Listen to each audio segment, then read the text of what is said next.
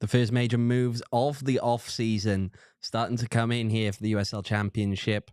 What are we going to see over the coming weeks?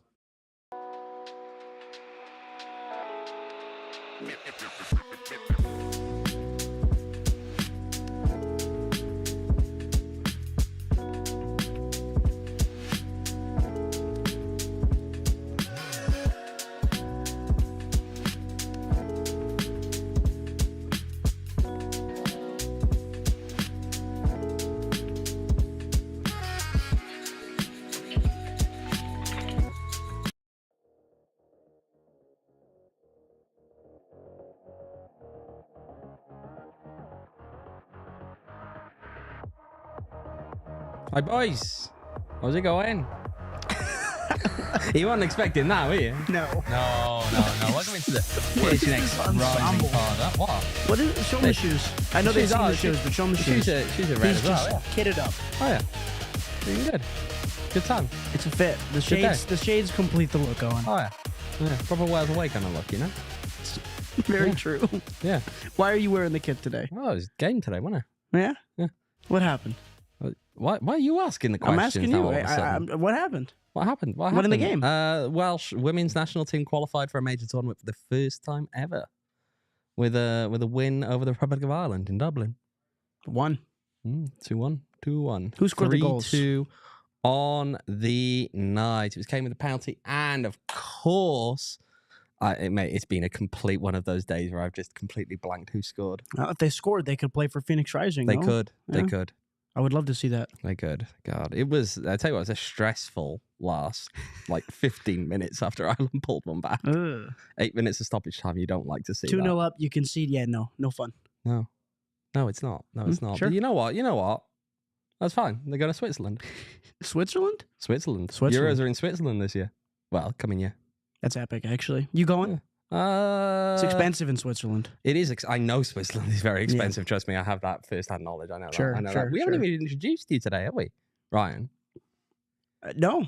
I think I've just been on the podcast enough to where he has been on the podcast enough that we don't in. really need to introduce him. This is Ryan Sykora, of course, joining in from. You get to see him this time. You know, normally he's on the radio. You don't get to see Ryan very much, but every so often he swings on down. Yeah, sure. I mean, we're going to talk off-season stuff. We are going to talk off-season stuff, which is not. But no, it's not usually your kind of purview here. Yeah, mostly focused on those games in season, but it's the off-season. We don't have a whole lot to talk about. From clearly, Phoenix based on how by the book we've been here to start. No, 100%. But Phoenix Rising, not a whole lot going on at the moment with Phoenix Rising. But there are moves happening around the league, and that's what we want to talk about here today to really kind of get into some of the more interesting moves that we've seen. There have been a couple of them. So should we kick off with some of those? Kick off with the big one today, should we? Maxi Rodriguez going to Rhode Island. Ryan, go on. Let's get some reaction. It's a statement of intent right away from a team that made the title in this past season. Like, this is an individual who I feel, Owen, is tailor-made for what Connor Smith wants to do. In Rhode Island, which is play in transition, but play in between the lines when you're in transition. And he's someone who can facilitate from those spaces and work in areas where they can have the 2 number 9s that they had last year in Dequan and Williams running in behind and being physical and laying off for Rodriguez to create and push it wide to the wingbacks that they were so good at towards the tail end of last year. I think he was always going to be, if he hit the market, one of the better free agent acquisitions or possible acquisitions that the league could see. He was an all first team guy. And it is Rhode Island telling you they have money because they brought back the majority of the key pieces. Noah Fuzon is the only one that they didn't really bring back from that outstanding attack. They add Rodriguez. They've used his option. Have they? Yeah, he's coming back. So they brought back their 3 best attackers, and then they probably added what would be their 4th best attacker, but he's probably the 2nd best attacker on almost any team in the league. They have a very good team now all of a sudden in Rhode Island very quickly. And they were good last year. We thought it was this kind of mythical 5-seed run or whatever. They were very good throughout. The underlying numbers were kind of like Rising the year before, where it was very good attacking numbers. And the expectation was that they always could make that final. And they've just gotten better, which is fantastic. Yeah, the thing about it, I think, when you look at them as a team, you know, you'd say, oh, well, yeah, they finished 5th. They had a decent run in the end. Yep. And that's kind of typical for, I guess, what you'd expect from an expansion team in this case, right? Yeah. You're going to start slower. That's just inevitable. They weren't really finding the goals early doors. Well, and remember, it was all the draws as well. It was draws. It was draw after draw after draw after draw. League record. In the early parts of the season. And then they finally got things going later on. I mean, look, you can't argue that they deserve to go as far as they didn't deserve to go as far as they did. You saw what they did against Louisville. I mean, they went to Louisville and put 3 on them, which is in hard. a playoff As Rising game found out, is in hard Louisville. to do. Yeah, Rising gets 1 and loses by quite a few. No one else is going to Louisville, I think, and putting 3 on them in the way that Rhode Island did. And nor has that ever been the case either. No, that's just not something that's done in this league. So for Rhode Island to do that in a way that they are bringing back again all of the key pieces that they had there in terms of JJ Williams, Dikwa, who hasn't always, you maybe haven't gotten the best out of Dikwa compared to what you could get out of him, or some teams have gotten out of him, but he's still contributing a lot of goals. He was very good down some stretches of the season. They obviously had JJ Williams go thermonuclear to end the season with those hat tricks. It seemed like every week he was going to grab a brace or 3. And the other thing with them was, again, that they always seemed to have some kind of solution, which was, we used to always, praise Juan for that the year they won the title. It always felt like Rising had some kind of solution. It always felt like in a game they had a piece, and that was what Rhode Island really was. And now they add another one, and I don't think you can complain about that at all. If you're anybody who is a Rhode Island FC fan, plus the new stadium, like that's...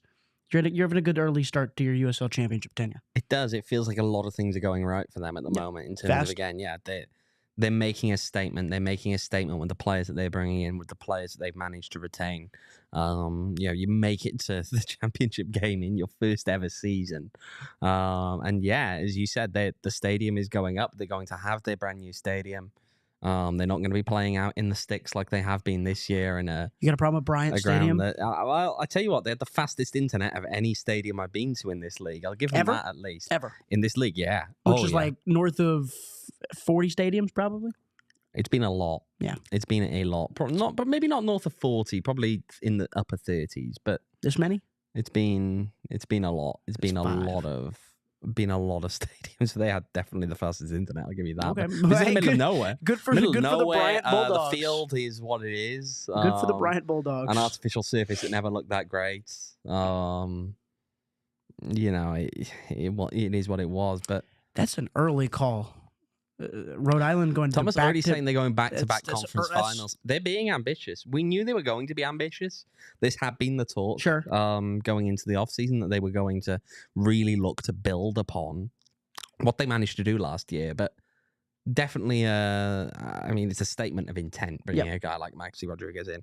There was another move today, wasn't there? We had technically a pair. One, I think, was a tried and true move. The one that caught my eye was RoRo. He was always going to come back to Sacramento, but again, you continue to see RoRo López be at the heart of Sacramento. RoRo López, when you consider the context of the injury, age, all of that, does it surprise you that he's coming back? No, because at the very least, you're getting RoRo López, which in that room probably means a ton for a Sacramento team that also has some offseason momentum behind them as well, with some stadium stuff and a new manager on the way and all of these things. And I think it's nice when you can keep a guy around like that through some transition. But yeah, the age is definitely a thing. I think, what I would say to that is, and obviously the models are different in Sacramento and in Phoenix, but if you were Phoenix and RoRo López wanted to come play for you, I think you'd say yeah. Depends on the price tag. That. He's also 37 and suffered an ACL injury. And again, it depends on the price tag. I'm sure he's not getting paid as much here this year as he was the last couple years in Sacramento. I think then you'd be questioning some of the judgment there. But just from a playing experience level, some transition going on for Republic in general, it's a move to me that made a lot of sense and stuck out to me. And then the other one, the actual move you're talking about, is Edward Kizza, who was really good for Pittsburgh at times this year. It was a Pittsburgh team that, as it always is with Bob Lilly teams, struggles to attack, likes to use transitional players like Kizza in forward spaces. He's going to Indy, and I think he'll probably be... It's a bank from Indy to see if he can continue this production, because they're not bringing back Augie Williams in all likelihood. So Kizza is going to be that Augie Williams replacement. He's not necessarily the pedigreed goal scorer that Williams is, but you're hoping that some of the track record that was earned last year can carry over there in Indianapolis. And they were a team that was quite good, or at least surprising at times this year. Lost to Rhode Island, I believe, in the first round. So you're looking at that and saying, hey, you're trying to cost cut and maybe at the same time get the same production. Owen, does that always work? Trying to hope for production out of other people that maybe haven't shown the track record. It's almost as though we've seen that happen with a club this year. We'll see. It doesn't always quite play out that way. But I also think there are occasions where it can work, and you're playing the cards there. It can. I mean, when you really put them up head to head there, and you've got Edward, you've got Augie. What are you expecting the main differences to be at that point? I mean, I think the goal scoring stuff is the biggest one there. Right? Is we have a general understanding that Augustine Williams, over the last couple of years in the modern USL Championship, right, can score goals. And we have one season where Edward Kizza played a lot of minutes and consistently played because Pittsburgh has no strikers. They gave away the one striker they've had over the last couple of years. And with minutes came goals for Kizza, but not at the rate you were really kind of hoping for, I think, there. And for me, Owen, I would say you're hoping for something that I wouldn't guarantee. Yeah. I mean, I see the point there. At the same time, this is a guy who scored double-digit goals in this particular league. So you take advantage of that, right? Yeah, I agree. I know we make the half sarcastic reference there, of course, to Phoenix Rising. The difference there with Phoenix Rising this year is they didn't really have anyone they were bringing in above and beyond. I guess you have Darius Schwamella for a whole season, but you had him for part of last season anyway, right? When you were looking at who you were replacing, guys like Danny Trejo and Manuel Arte, which when you have losing both of those guys, substantially bigger tasks than replacing like an Augie Williams. Yeah, I think. Definitely. I also think, again, the Kizza thing, that's a good point, is I think if Rising was bringing in Edward Kizza, having scored 12 goals in this league, I think you'd be happy. It's one of the two pieces you want, probably. Yeah. The chat would be pleased with that type of decision, with the hope, and I'm sure that's the feeling in Indianapolis. I'm hoping that the feeling in Indianapolis is you bring in a guy who scored 12 goals like Edward Kizza, and he is the secondary piece. You've got another individual that you want to go chase that he can be complementary to. And if they do that, then it's a B+ move from my perspective. Yeah. All right. Well, we've got some people over in the chat, of course. Love you guys. Thomas, Sayali, Devon, others of you well. I know there was a Rixie Bridge Fiver up as well. I'm going to pick up Thomas's question there. Because it's a complex one, but it's one that I think is probably worth having a little bit of a chat about. Obviously, now that we know, more broadly around the league, who is available, who is not available. And it's a question from Thomas there. Out of all the free agents across USL, who would you guys go for Rising? So I'll throw in a caveat for you on this question with Devon's answer. You cannot say Cal Jennings in this instance. So same thing for the chat. Anybody that is not named Cal Jennings, go outside the obvious one from the perspective of like, you want that guy. Yeah. Everybody's going to say that. Is there someone else in your mind that you would look at there? I mean, Cal Jennings is the obvious one because you said like everyone in the league, realistically, any team that signs Cal Jennings is making themselves better in some way. He kickball in back of net. Even if you are Louisville and it's like, well, you may be signing this guy to back up for other people, right? There's always going to be a desire to sign players like him. I mean, I've said this before. I still feel as though probably one who I had in pretty sure I had him on my ballot for team of the season for all league teams in Bruno Lapper. I think Memphis, obviously the nature of Memphis going under in the way that they have this year means that you've got a lot of players on the go from there. I think he's a midfielder who can contribute goals from that midfield, and that's an important thing, especially when, look, we've seen this season what can happen when you maybe don't have the striker situation down. Having someone who's going to chip in with a good number of goals from other spots on the field is always an important one. Yep. Eddie Manjoma available as well, as Thomas is bringing up there. He had a pretty decent season over in Tampa. And that was one that obviously I think what happened with Rising, and it's speculative, but I think what happened here was it was got an injury at the wrong time, fell out of favor at the wrong time in a loaded group of fullbacks that, were trying to tailor more towards a back four, which maybe Eddie was not immensely suited for, and that was why it was easy to ship on there. I could see that being a popular take. I like the Zach Duncan shout, but I would go a step towards a maybe more ball secure version of that in Emilio Akaza.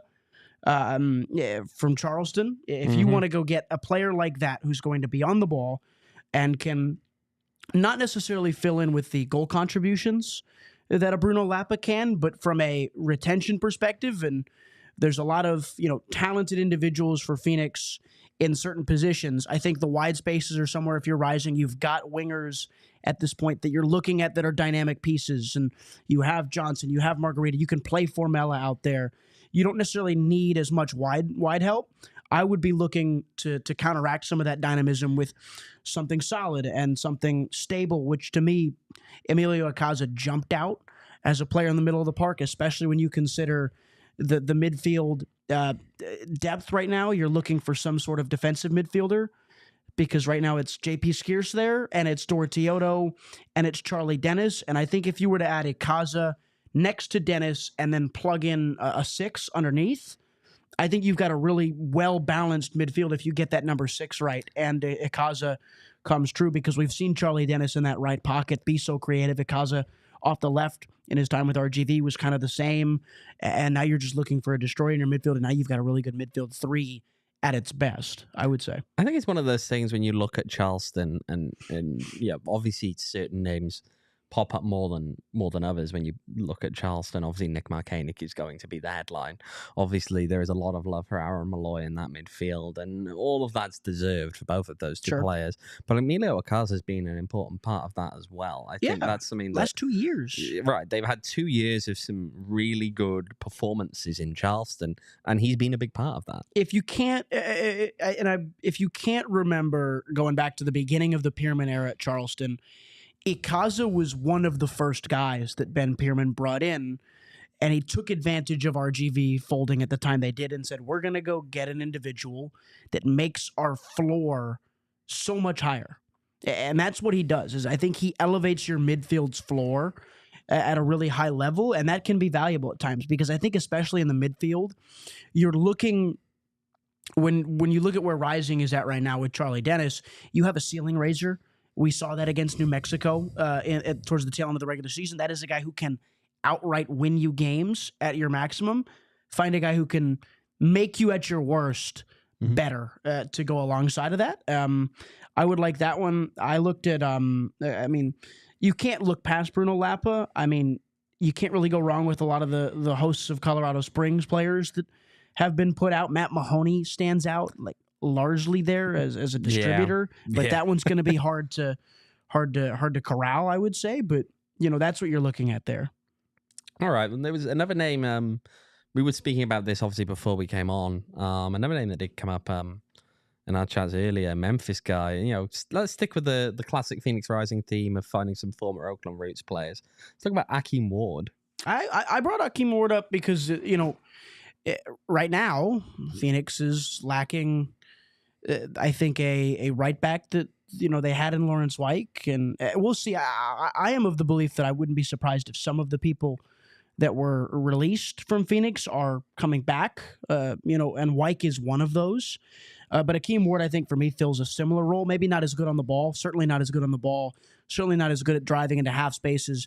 But defensively, some of the mentality stuff, some of the leadership stuff that I think after a season like this, Owen, you're looking for. Akeem Ward sticks out. This is one of the bigger reps in the players and the players union as well, as far as I'm understanding with Akeem Ward. And that one was one, if you're looking at a defensive acquisition, versatile. If he can play on the right, he can play on the left in a 4. He can play as a center back in a 3, as far as I've found on either of the outside spots. You're looking for that kind of versatility as well. I'm sure the new coaching staff would love to see some versatile pieces in this new group that's brought in by the front office. That was one that stood out to me from that Memphis group when you brought up Bruno Lappa and starting to look at all that just massive list of individuals. The other one would be Knight Pickering from Memphis, a younger forward with a lot of potential. And that's I think a big point there is you want to find potential out of young players. We saw that last offseason with Pop Marboy. We saw it with Julio Dorotioto. There's been a effort to go out and make decisions on free agents and bringing in players that are a little bit younger that you might have potential to sell on. And I think Knight Pickering's an in-league guy who hasn't shown the production, but has often been seen as someone who in this league, if given the minutes and if given the chance and given the development, could certainly explode and be an option for a team in this league. That one is interesting, of course. Look, Memphis obviously really just dumping players at this point.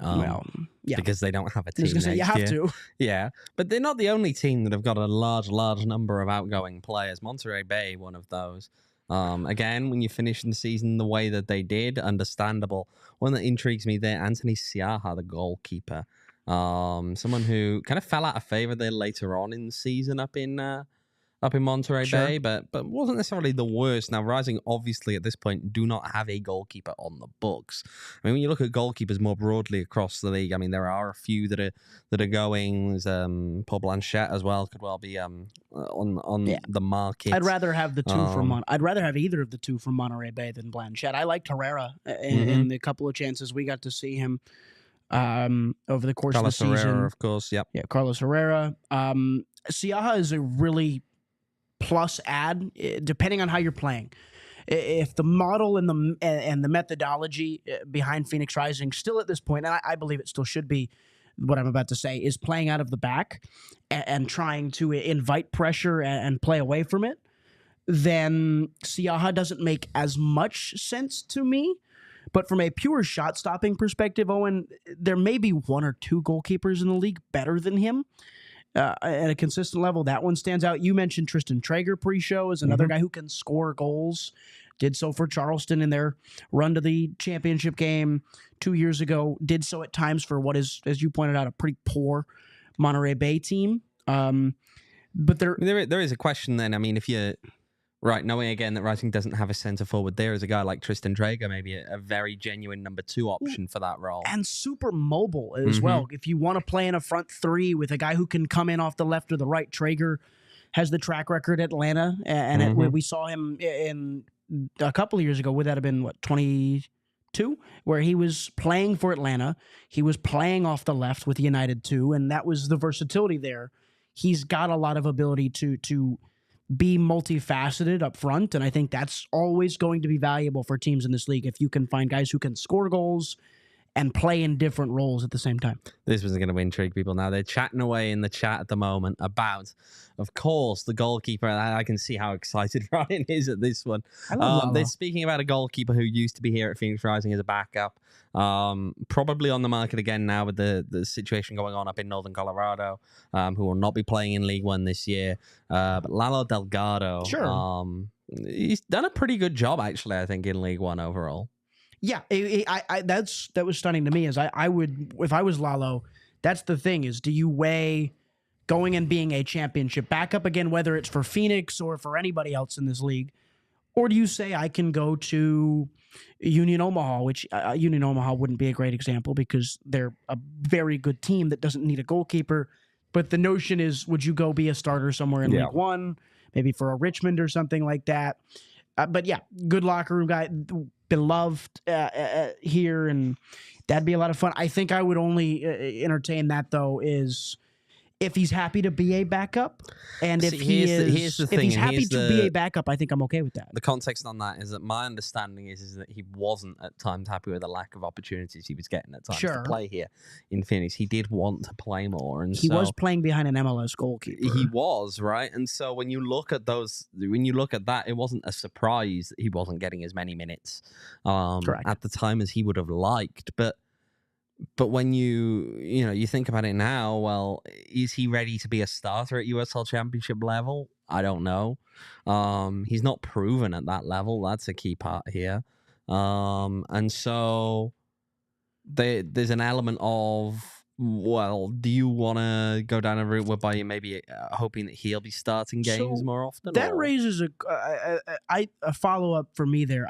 On Lalo, to finish that one off, I think I would again, if it was backup and then you're fighting for that role, we'd see that would raise the question to me: somebody who has proven it at a League One level versus somebody who is, or as someone who has proven it at a League One level with good numbers versus someone who projects to come into the championship from Europe. We can have countless good or bad examples. Margarita is a good example. From this year, right? Or you can go to Uzo. Was a somewhat poor example 2 years ago as a European import. I would weigh those options. Do you want to be a team that takes European or foreign talent from foreign leagues more, or would you want to start to pluck a little bit from League One and say this guy's underlying numbers, or his, sometimes straight up numbers, are very good in League One. Let's see if we pull him up. JP Skeers, for instance, very good numbers in League One the last couple of years with Omaha, is pulled up. I don't think played enough. I thought he played well when he played. There were times where there were down spurts. There were times where there were good spurts. And I think you maybe have to balance it out a little bit in that way of like, maybe there's a guy in Lalo Delgado there who can be a championship starting goalkeeper. He just needs to be given a run of games at the end of the day, Owen. Yeah, but it's also one of those ones where you can't easily... In other positions on the field, it's easier to take the gamble. It's easier to... Goalkeeper is one you don't want to do that. That's one that you have to be more sure of yourself, right? It's the same in terms of you wouldn't necessarily want to go into a season whereby your starting number 9 is someone you're really taking a gamble on. You're not sure how they're going to pan out. Goalkeeper is much like that. And the thing about goalkeeper, again, is that there's often harder to get multiple starting quality goalkeepers. We've seen Rising do it, but it's not easy to do that. Yeah, I mean... The idea that you'd ever go back, I think, to a time when you had Andre Ralls and Ben Lunt both on the same squad is not something that I think you'd look at now and say that's something that this club could feasibly do. I don't think any club realistically could feasibly do that, make that kind of a move again. As long as it's not Damian Loss. I thought he was very poor for Louisville. I mean, even, as much as I think Raiko Rosarena's postseason run was superb and his general late season run as a whole was of a higher level than I previously felt he was able to achieve, Raiko Rosarena is someone who's now got a somewhat proven track record. I think there's better options out there than him. Hannah Ribeiro at Hartford, the goalkeeper there this year, is technically a TBD listed right now. We're not sure what's going on there, but that'd be, I think, a plus add at the goalkeeping position. And you're right, Owen. That is one that, especially this past year's version of Phoenix, was one they very much had correct, except for maybe a couple of 2 or 3 game runs for Rocco where it did not go well. He was very much the biggest piece, I thought, for this team at times in the season a year ago. It's one that you need to get right if that is who you're going to have to replace. If you can bring Rocco back, you obviously bring Rocco back. Don't think twice about it because of what he adds on the ball, adds in experience, and adds with relationships already in the room. But if you have to look at it, I would tend to agree you don't want to take a chance, but it's always about, especially we've seen with this front office and all of those things, you want to find the right guys to take chances on, and you want to hope that they hit, because if they hit, the plus side of that is just ginormous. Yeah, no, it is. It's and the thing that's interesting to me is obviously getting the balance right between, when you go into these kind of transactions, you're looking at 2 things really. You're looking at success on the field now in the immediate, but you are looking at guys that you can move on, right? Someone like Pat Mabai is the perfect example of someone who this club has brought in, and realistically, if he doesn't go this offseason, you expect he goes the following offseason probably. Sure. Or maybe in the summer. You'd hope so if the development continues to progress. You hope the development does continue to progress. And if it does, then it's almost certain that he will be probably moving on to realistically a higher level. There will be cash associated with that, and that's the way that this league is moving right now. But then how you get that balance right? Do you go more down? I mean, obviously on the one extreme you have a team like Louisville that just seems to find not necessarily too many, but will just have those few in the squad that they could realistically move on at any given time, while they're also having an inordinate amount of success. I mean, Louisville City are, again, realistically the standard for a lot of this Correct. league. I mean, yes. Yes. And then you have definitively. teams like Orange County who go really, really, really, really heavy on the youth side, really heavy on a need to play young players. And they want to balance that with success on the field, but that's not always something that's easy to do. And even you look at Louisville, they have a good horde of young players as well, along with somehow Brian Ownby still being there and Niall McCabe getting minutes and all the genuine top of the league talent that they have. They have a really good balance. Rhode Island is a really good example. And there was a good article written about this of, hey, young guys that came from mostly Next Pro and were unknowns to the league mixed with a couple of league veterans and fitting them in there. And you look at stuff like that. Colorado was, I think, a good example of the antithesis, which is we're going to get a bunch of league dudes. Speedy Williams is going to be around. Ronaldo Damas' proven track record in the league. Speedy Williams winning yet another league title. Was it 4? 5? 4, I think. 4, right? So, like, the reality is, in a league and a level like this, every team's going to have a different method, and I think it all can work if it's gelled correctly. And that's why we've always talked about in the championship. The most important thing you can do in any offseason in this league, Owen, is get your coaching right. Get your coaching staff, get your head coach, get your manager, if that's what he is, get your sporting director correct. If you get these things correct, and especially, again, on the coaching side of things, you can take a group that may be constructed in any way possible. And more likely than not, I think there are certainly group factors to these things. You need a certain level of talent. You need a certain level of picking and choosing in certain spots to be successful. But if you get the coach right, you can win fairly quickly in this league. I mean, Rhode Island got the marquee man from this coaching cycle. Everybody had raved about Cano Smith forever at Birmingham. They get him. They have instant success. Everybody here knew how good Juan Guerra was. Everybody here knew the potential that was there. He comes back. It works out for them, right? And coaching is such an important thing in any league, but especially in one like the USL Championship where the talent level can be so close, but also so wide because any given day, Rocco Rios Novo can be the best goalkeeper on the planet and then also drop a ball right in front of his net against Monterey Bay. That stuff can happen. So to any team in this league, that's why I think coaching is so important in this league. Yep. Yeah. That's what you have, right. And by all intents and purposes, that's what Rising is hoping they have in Coach Ka. There we go. Well, you know, we got more to talk about when we come back after the break.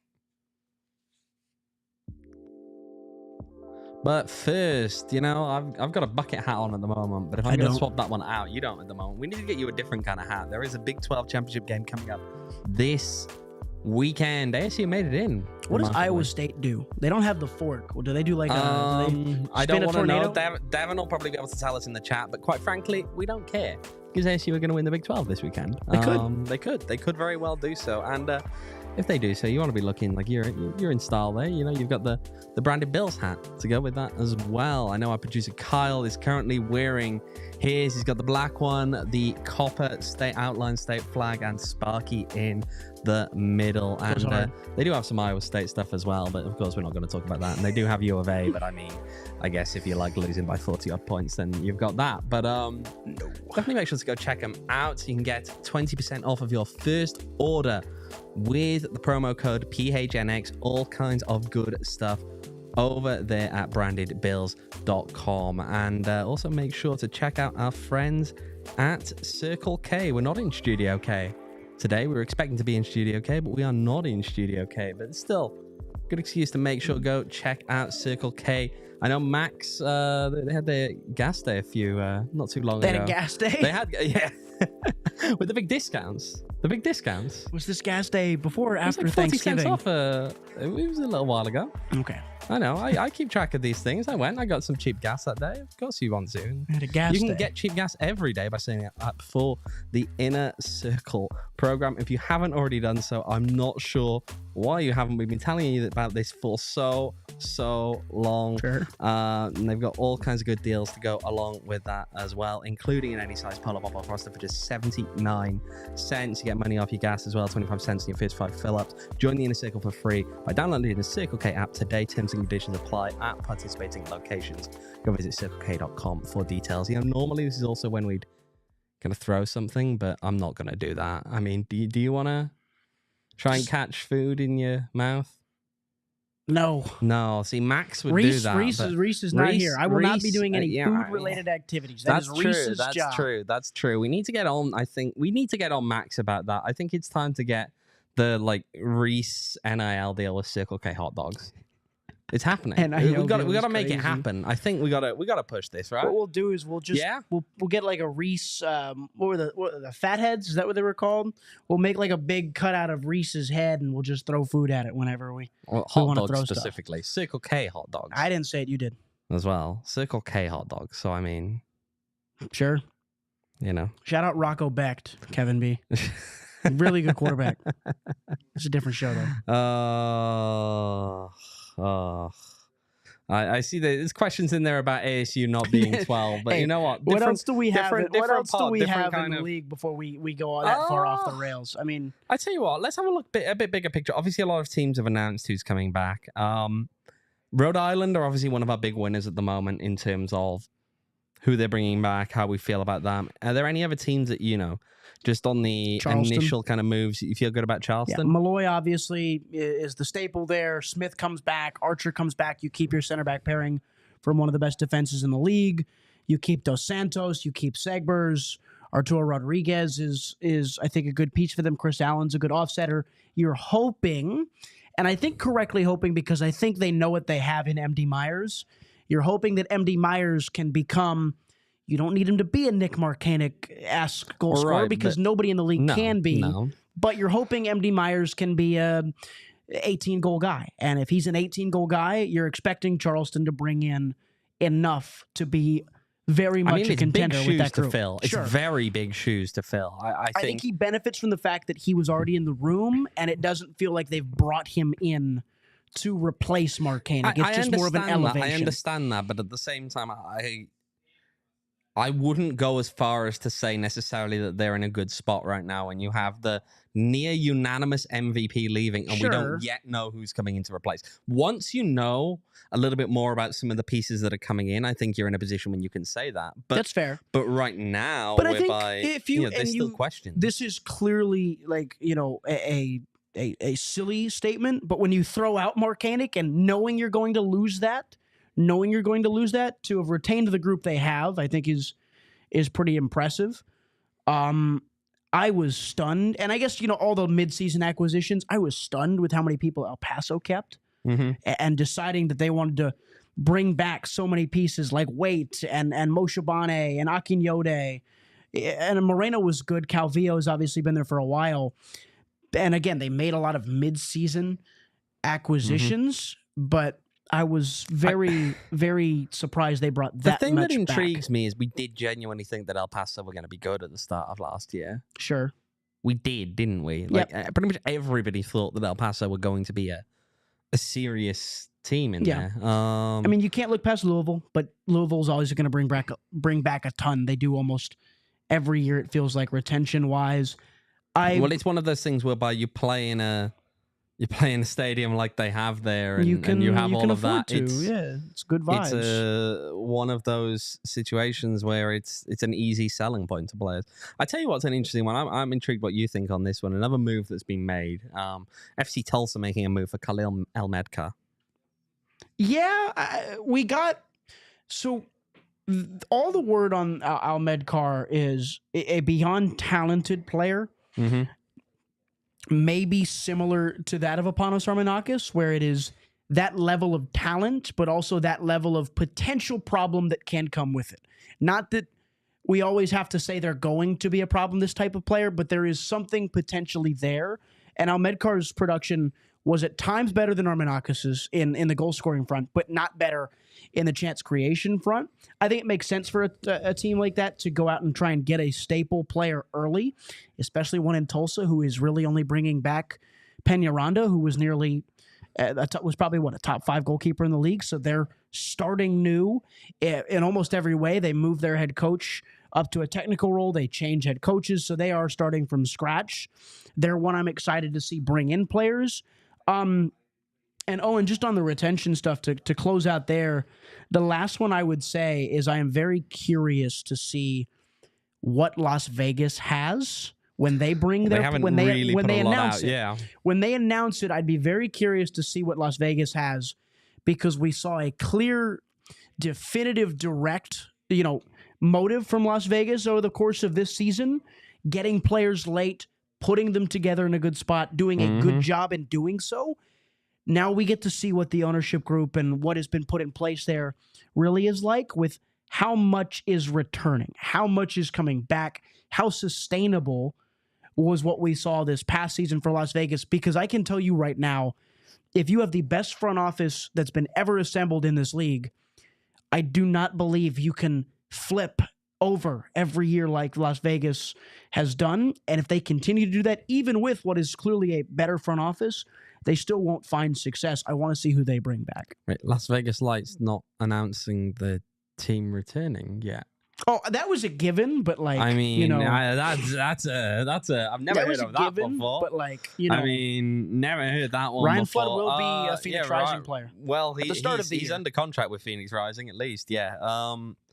We'll see what happens on that front. I mean, Rising bringing a good number of players back. It's just some of the ones that they've let go that are. So we talked about it with El Paso. Go ahead and the let go stuff. Go ahead and finish. Well, I was going to say, I mean, it feels as though while yes, you bring up the points about guys like Lawrence Weig, we don't yet know entirely what's going to happen there. It is possible that Lawrence Weig returns. It's possible that a guy like Rocco Rios Novo returns. Yeah. At the same time, some guys who we know are moving on, mostly because they've quite publicly said their goodbyes now, and their options were declined. It was Renzo Zambrano and Alejandro Fuenmayor. I think the big one that surprised me out of those was Renzo Zambrano. I feel as though he had enough to offer this team still. He was someone who was the only guy who played every single league match for Phoenix Rising last season. Nobody else did that. It was only Renzo Zambrano who did that. That was a bit of a surprise to me. And some of the people who stayed surprised me a little bit there. Not necessarily on a talent front on some of them, more just that I didn't expect them to come back. I mean, perfect example of that would be Gabby Torres, someone who struggled to get minutes overall, and that's been a long-term issue because of obviously his fitness issues and not wanting to push him too hard. With him coming back, Rito was under contract. Rito probably didn't make the impression in Phoenix that most people were hoping to see from him. But then you have guys like Ryan Flood returning. You have JP Skiers, who didn't get much of a crack at it last year, but maybe his positional versatility helps him there as a guy who can be both a centre-back and a defensive midfielder. I mean... And I'll heap Skiers' praises more often than most, I think, in and around the team, because I think that versatility is really important. I also think there's a drive to play more, but also a comfort in being a piece at times, which I think matters for a lot of teams, especially when you're trying to pick out who you're going to bring back and who you aren't. Zambrano, it didn't surprise me, but it caught me off guard a little bit, which I guess can mean the same things. But I guess I didn't really think about what would happen when he didn't come back. But it wasn't like a shocking move when you really thought about it. Obviously, all the loans on Helen Cabral weren't coming back. Cabral being let go by Colorado. Barker John. He is available then. Yeah, and Barker John not coming back, especially now that Diego won't be here. I think that was a very Diego move. It was handpicked one. It was a we need wingers, and I'm bringing one of my guys in. And that's totally fair. Yeah. That's totally fair. Every coach should be given the opportunity to do such. In that kind of a position where it was a loan signing, low risk, very much, I think, and it's how we saw him used as a bench guy more than anything. He was depth. And I think to that point, I think Kevin said something earlier in the chat about Charlotte players, or I saw something in the chat about Charlotte players, and you will certainly, I think, see a few Charlotte pieces maybe be brought in that were, that are fancied by the new coaching staff and the new coach in general. I would be stunned if that didn't happen to that tune, the same Damian Barker John tune. Torres puzzling maybe is maybe the best way to put it. Rito obviously under contract. You're going to bank on Dorotioto being healthy and being ready to go, and being a little more comfortable in the new environment. That had to have been a very hard thing for him to move across the world, not only, but move because one coach really wanted you. Let's say, and a coaching a coach and the sporting department really wanted you, and then that coach is gone, and now you have to work around with different stuff, and that had to have been challenging because the messaging would have changed from what he had only seen when he looked at Rising from a remote perspective, and then he's got to come in and experience it in real life. The 3 mid-season guys, DJ, Margarita, and Dennis, make a lot of sense. You keep Marboy, as we talked about, Dortioto. Traore, I didn't expect to see Mo Traore back. I am glad he is, because I think there is a lot to offer if you're a fully fit Mo Traore in a back 3 system, or even I thought he played better in a back 4 than I would have ever expected him to, both as a center back and an outside back. I'm very excited to see where the new coaching staff and the new head coach thinks Emi Quaisho is a fit and where they think he is, because we've now seen 3 different coaches with Emil Quaisho. We've seen one deploy him best as a left back in a very hybrid, role. We've seen one say that he is more of a winger / attacking midfielder, maybe even an 8 at times. And we saw one that tried to play him as a winger and as a 10, and it did not go well in Danny Stone. It was used sparingly with Juan. And I'm very curious to see what a new coaching staff who's seen him now play multiple roles. Hey, where do you think he fits? Because we saw how good he could be in this left back role, but we've only ever seen him before deployed in these other roles. What do you see in his profile? So much of it depends just on the system. That the plan is to play. I mean, that we don't yet really know. It's one thing to kind of point towards and we this came up earlier when we were speaking about goalkeepers and about, are they going to play it at the back more like we've seen Phoenix Rising move towards.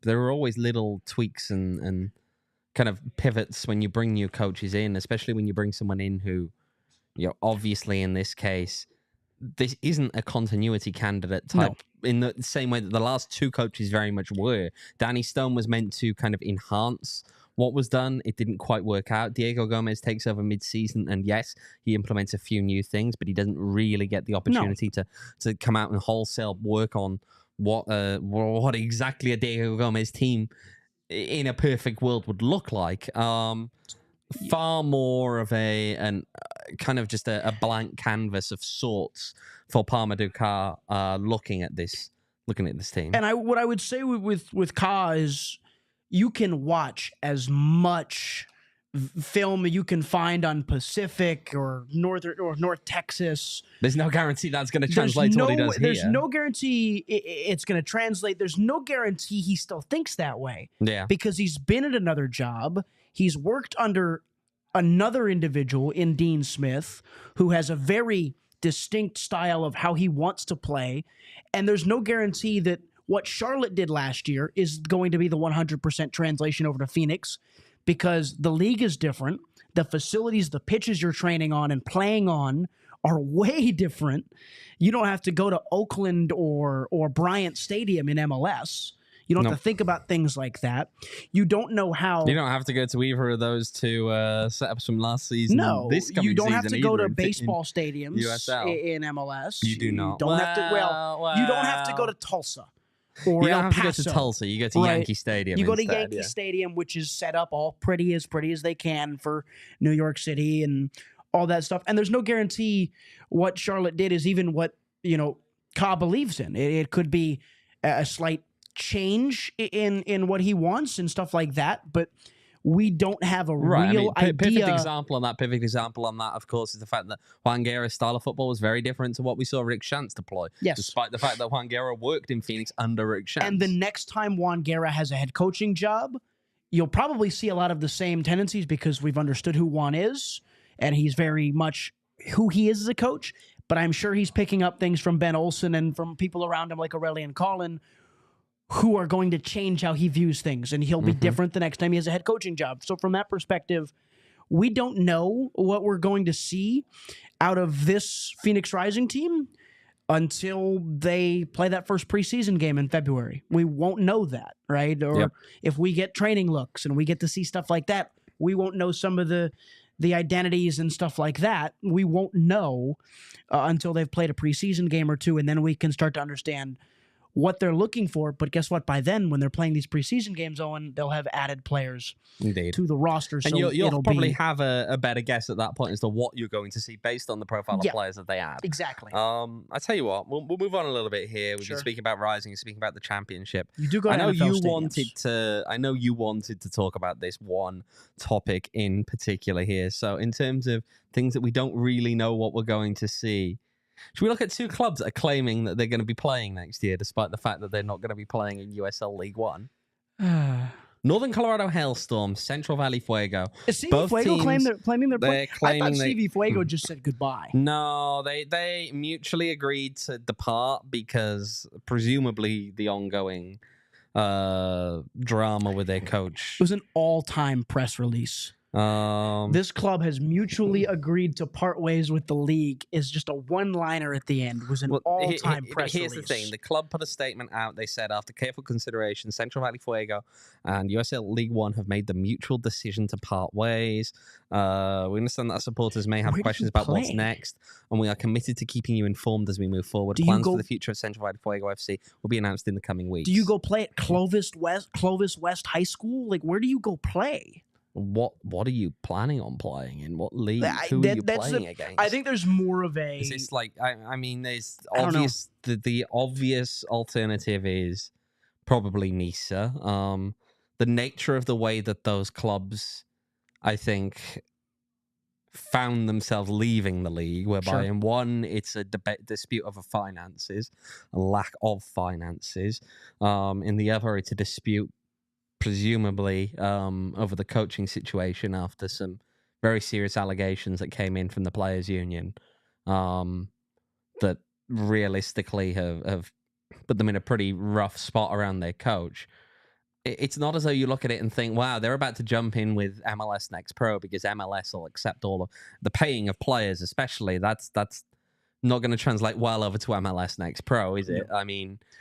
Bruno Rendon will not want to go from scoring 12 goals in League One to getting paid a bag of peanuts to be a Nisa striker.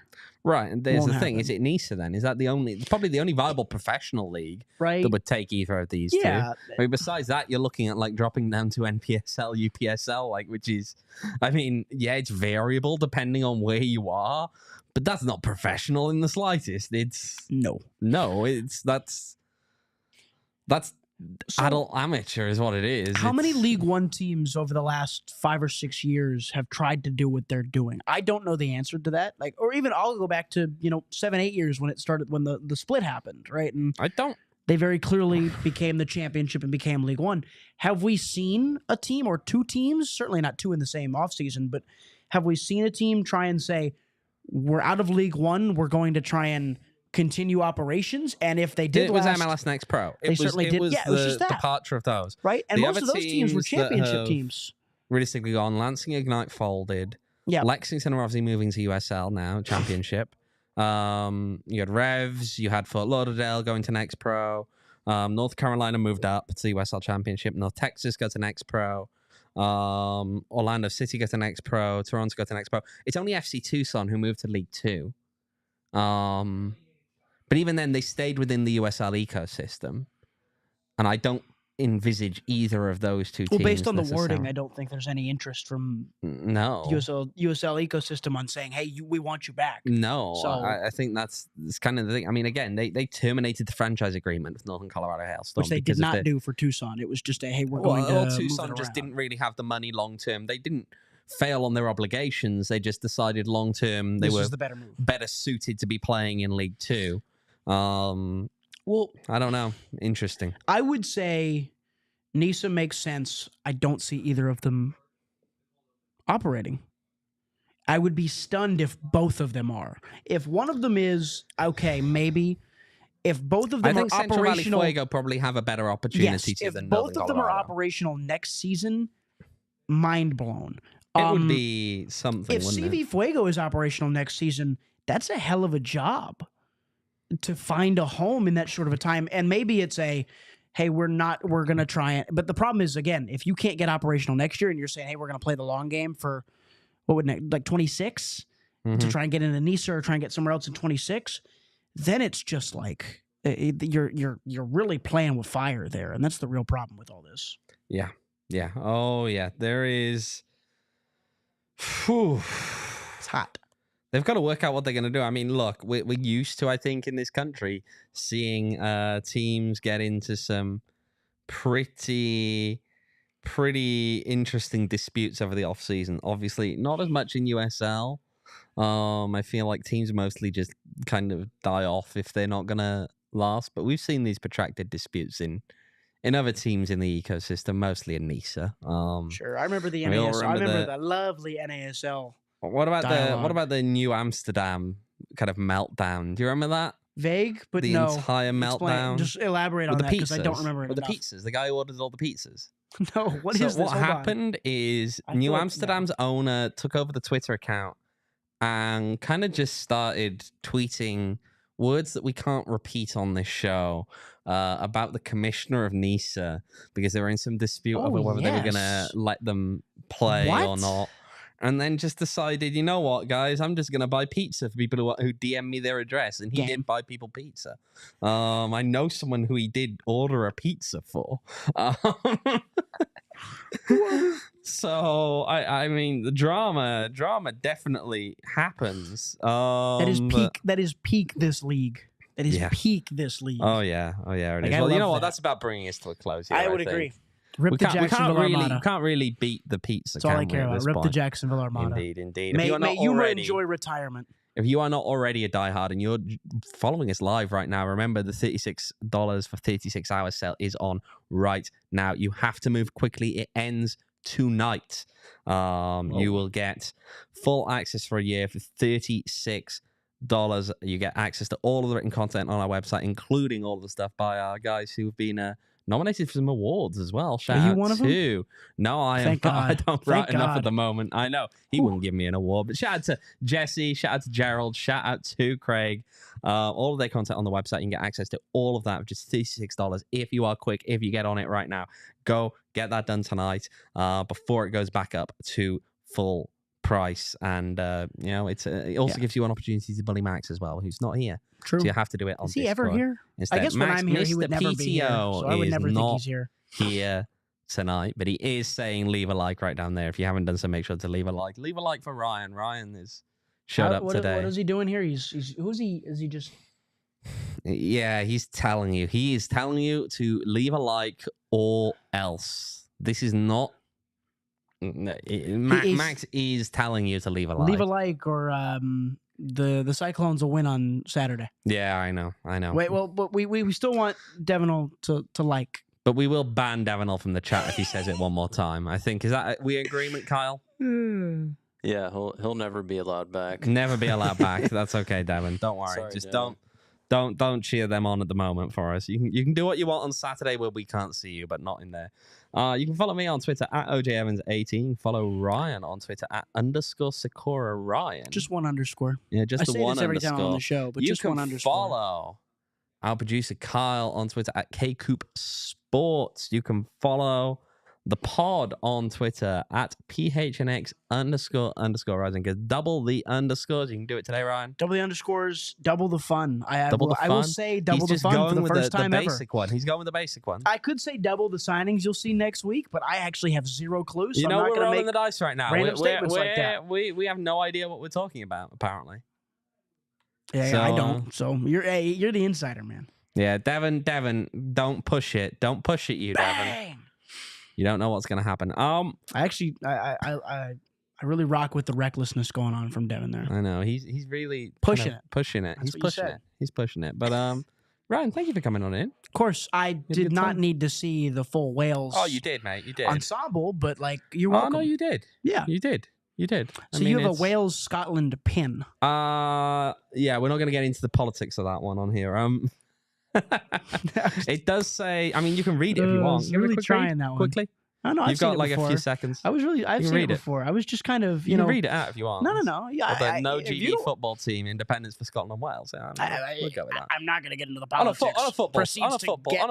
To the politics. We'll talk about that on a football front. But you know what, Ryan, it's been great to have you here. We've really enjoyed having you around. And you're going to come in again for another pod at some point? I should be back. We'll see. He will come along at some point. Also, remember, if you haven't done so, go on over to our Twitter. Vote in the end of season awards. We want to make sure that we get those in. It's going to be a good time. We will be back next week. Mr. Simpson should be back next week to join us. So we'll see what happens there. We'll see what happens there. Hopefully. I don't know. Do you think so? Max, what's a good odd? What's a good line to lay down here?